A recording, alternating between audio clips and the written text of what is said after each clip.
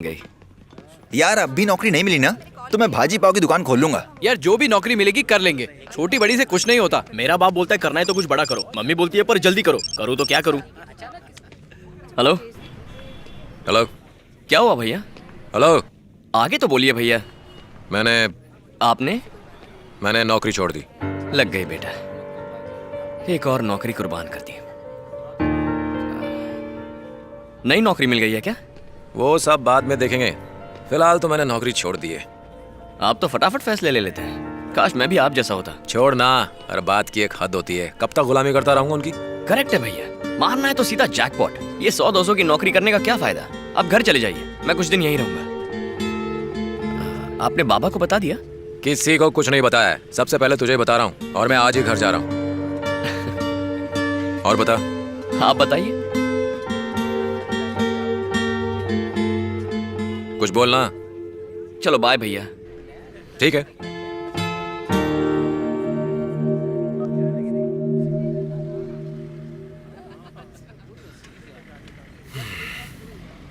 कितने अजीब लोग हैं, एकदम ढोंगी। ये भी मेरी बात से सहमत है।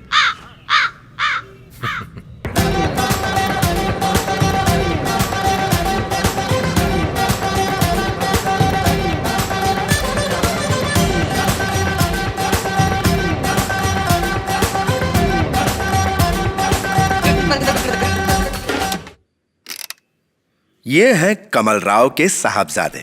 लोग इन्हें गुड्डू राजू के नाम से भी बुलाते हैं। अब आप सोच रहे होंगे कि ये कमल राव कौन है, तो आइए आपको बताते हैं। आज तुम्हारे यहाँ खाने में क्या बन रहा है? ये सवाल इसलिए था ताकि पूरी दुनिया को पता चले कि इनके यहाँ मछली बन रही है। आप सोच रहे होंगे कि ये बाप बेटे अच्छे हैं या बुरे। छोड़िए ना, ऊपर वाला भी इन्हें धरती पर भेजकर भूल चुका है। सीधा पॉइंट पर आते हैं।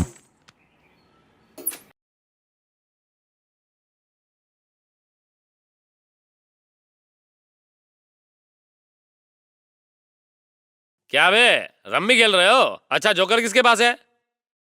क्या कहा, किसको नहीं मिला? कैसे मिलेगा बे, जोकर तो मेरे पास रखा हुआ है। जलेबी खा रहे हो और रस गिरा रहे हो और तुम नजर लगा रहे हो। क्या हुआ? दुबई जाने वाले थे ना, ट्रेन में रिजर्वेशन नहीं मिला क्या? मिला था मगर मैंने तत्काल में कैंसिल करा दिया। भारत जैसा देश कहाँ मिलेगा, जहाँ मन करे मूत लो, जहाँ मन करे थूक लो। भैया अब सरकार बदल गई है, यहाँ वहाँ मूतना, इधर उधर थूकना, सब पे पेनल्टी हो गई है। अरे भास्कर, ये बहुत टेढ़ा है। पर मेरा है। मेरा साला है साले। क्या भाई, कैसा चल रहा है? अरे जरा इनको देखो, चेहरे पे हमेशा मुस्कान रहती है। इनको रोता हुआ आदमी देखे तो वो भी हंसने लगेगा। चमचागिरी छोड़कर कमाएगा तो अपने पैसे की जलेबी खाएगा। इनसे रिश्ता तो तू भी जोड़ना चाहता है। तू अपने बेटे की शादी सीता से नहीं करवाना चाहता? मेरा बेटा ढंग का होता तो क्या मैं यहाँ खड़ा होता? अब तक उसकी सीता से शादी करवा चुका होता। अरे भास्कर, क्या कहा? सीता को तू भी बहू बनाना चाहता है? सपने देखना छोड़, सीता बिटिया की शादी प्रकाश के बड़े बेटे से ही होगी। बचपन में ही अनाथ होने के कारण प्रकाश ने उसे बेटी की तरह पाला, इसलिए ये शादी तो होकर ही रहेगी। माँ को तो किसी तरह से समझा लेंगे, पर बाप को कौन समझाएगा? मेरा बाप आएगा और विजयवाड़ा में वहाँ तो कोई फूटे मुंह भी उससे बात नहीं करता। ये शादी नहीं होगी।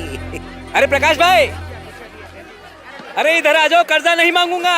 ए भास्कर राव, तुझसे बड़ा मक्कार मैंने आज तक नहीं देखा। अरे तुझसे तो बहुत ही भला आदमी है वो।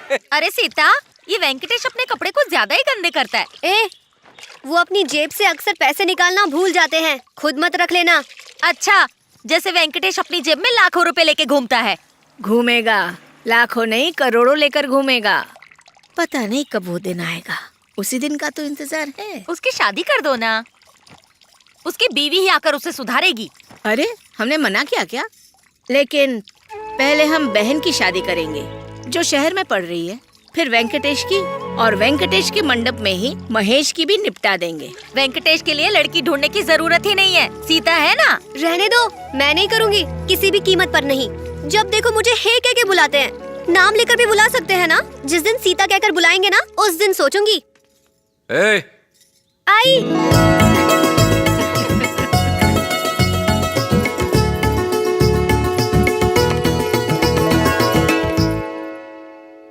क्या है? बोलना क्या हुआ? बालों में गजरा, नई साड़ी, कोई त्योहार है क्या? चल निकल।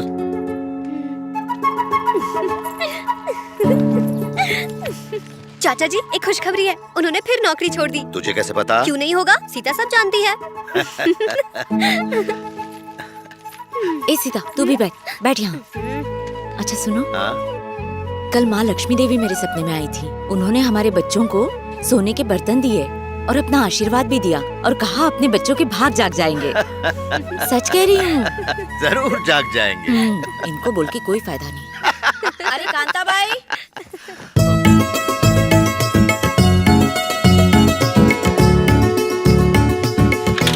अरे दीदी, ये वेंकटेश सुबह सुबह कहाँ जा रहा है? वेंकटेश, रुको बेटा, जरा चाय नाश्ता तो करके जाओ। वेंकटेश कहाँ गया? वो ऑफिस चले गए। इतनी जल्दी? हाँ यहीं खड़ी कर देना। हाँ क्या रे, मेरे पैसे कब देगा? हाँ कॉलर छोड़। पहले पैसे दे फिर छोड़ूंगा। अगर नहीं दिया तो क्या कर लेगा तू? क्यों बे? क्या हो रहा है? इस बार छोड़ देता हूँ, अगली बार पैसों के साथ मिलना। कैसे हो भाई?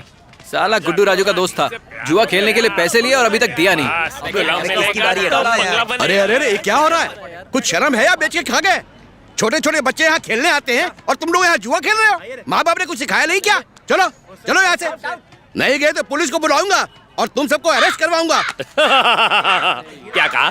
पुलिस कंप्लेंट करेगा? ये ऊपर जो कौवे काव काव कर रहे हैं, इनकी कंप्लेंट की क्या?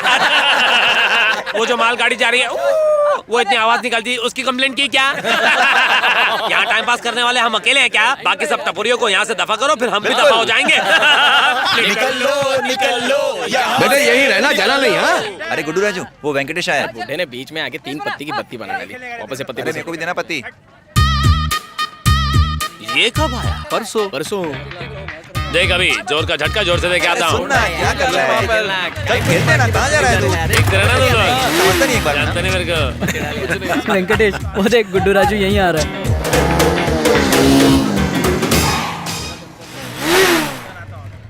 क्या रे, फिर नौकरी छूट गई? तो खुद आया है, उन्होंने धक्का मार के भेज दिया।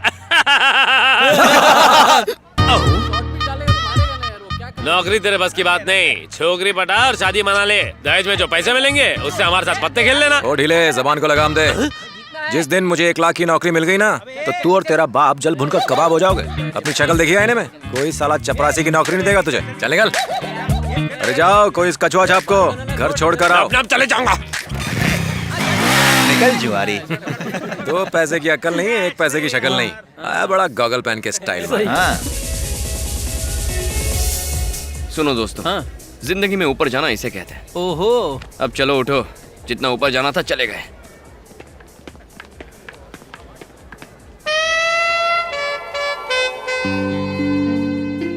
जब से तुम्हें देखा है मेरी नींद उड़ गई है। आजकल चारों तरफ बस तुम्हारा ही फेस नजर आता है। कहते हैं हर कामयाब आदमी के पीछे एक औरत का हाथ होता है, इसलिए मैं तुम्हारे पीछे पड़कर तुम्हें कामयाब बनाना चाहती हूँ। अलेक्जेंडर, बिल गेट्स, न जाने कितने लोग इन जैसा बनना चाहते होंगे। उनका भी सपना होगा कि उन्हें खूबसूरत बीवी मिले। इसलिए कहती हूँ, एक्सेप्ट मी, मेरा हाथ थाम लो। तुम्हें हाँ समझूं? भारतीय नारी चोटी मॉडर्न होने के लिए त्याग दी। अब तुम गजरा कहाँ लगाओगी? गजरे की खुशबू के बिना अपने पति को प्यार में कैद कैसे करोगी? क्या यार, सारे मूड की सिट्टी बिट्टी गुल हो गई। सुनो भाई ऊपर वाले, इस लड़की को अमेरिका भेजो और यहाँ कोई नया मॉडल। जाओ जाओ, आई बड़ी मुझे पति बनाने वाली। ये घर विजयवाड़ा वालों का है और ये हैं इनकी बेटियां। ये लड़कियां अब तक सो रही हैं। गीता उठो, 11:05 हो गए, उठना नहीं है? स्कूल की छुट्टी है तो क्या इतनी देर तक सोएगी? उठ जा। कल जब ससुराल जाएगी तो क्या वहाँ भी ऐसे करेगी? चल उठ जा। मुझे तो 2 ही चीजों का शौक है, एक तो सोने का और दूसरा अच्छा पति पाने का। बहुत अच्छा, तेरी बहन की शादी होने वाली है, उसी भीड़ में कोई ढूंढ के तेरी भी शादी कर दूंगी। मुझे तो राजकुमार चाहिए, कोई ऐसा वैसा नहीं।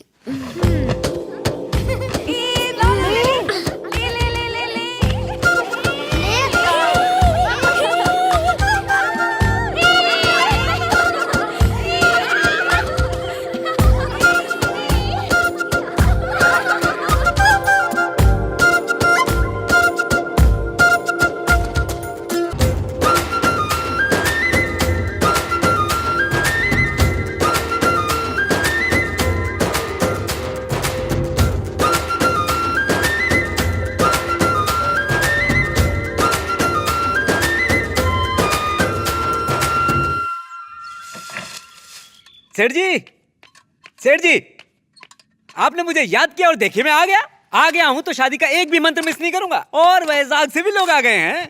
वाह, बातें तो बड़ी बड़ी करते हो, लेकिन क्या फायदा, कल तुम सगाई में नहीं आए। वो मैं बहुत बिजी रहता है ना, इधर की उधर लगाने में। क्यों, सही है ना? 17 आने सच बोला, बिल्कुल सही है। इधर की उधर लगाना कोई आसान बात है क्या?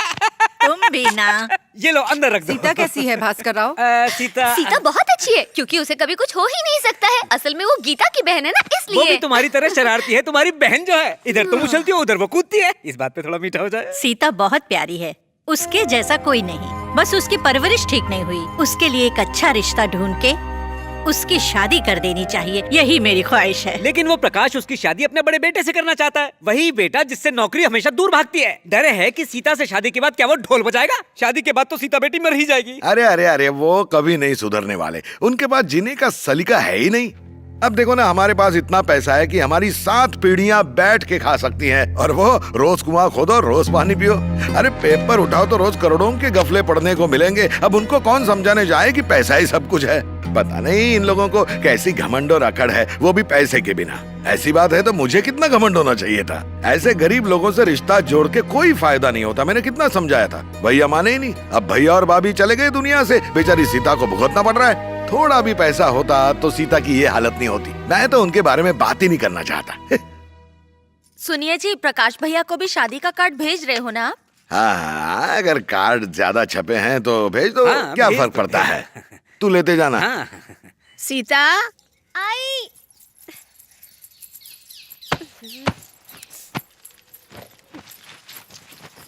आराम से, आराम से।